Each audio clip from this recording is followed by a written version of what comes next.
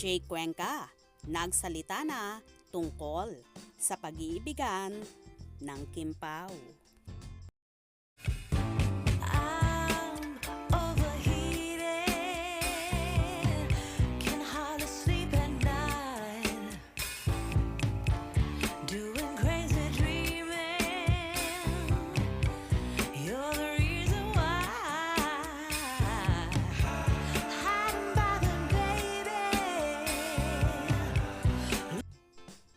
Sa nagdaang interview sa kapamilya aktor at isa sa cast ng seryeng What's Wrong with Secretary Kim na si Jake Cuenca, maraming ang ibinuking ang aktor sa kanyang mga kasamahan sa serye, lalong higit sa tambalan ni Kim Chiu at Paolo Avellino na nalilink ngayon.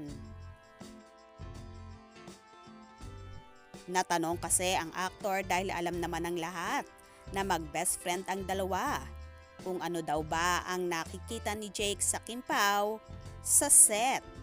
Kung sila daw ba ay sweet-sweetan or may something na nga raw ba sa Kim Pao. Kung saan tumawa na lang si Jake at umuo naman ang aktor. Ayon pa kay Jake, hindi daw naman nag-o-open si Paolo sa kanya regarding sa buhay pag-ibig nito, kung saan daw kabaligtaran niya dahil siya open book ang buhay niya kay Paolo. What I saw in the press conference, they were sweet. But from what I see, they're very sweet. Of course, like si Paolo, like, but the thing is kasi, pwede bang, like, you know, like I said, hindi ako nagtatanong, but I can see that Paolo is being a really good leading man for her. Gentleman siya sa set. At, yeah, yung chemistry, nakikita ko naman din talaga. Nararamdaman ko pag pagka-excited ako. Sinabi pa nga ni Jake na extrovert siya at si Paolo naman ay introvert. Kaya magkasundo sila. At may sundot pa ang aktor na so sweet daw talaga ang Kim Pao sa set. At ganun daw naman talaga si Paolo na napaka-gentleman sa kanyang mga katrabaho.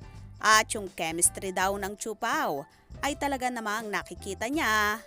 Nakakaiba ang galawan ng dalawa.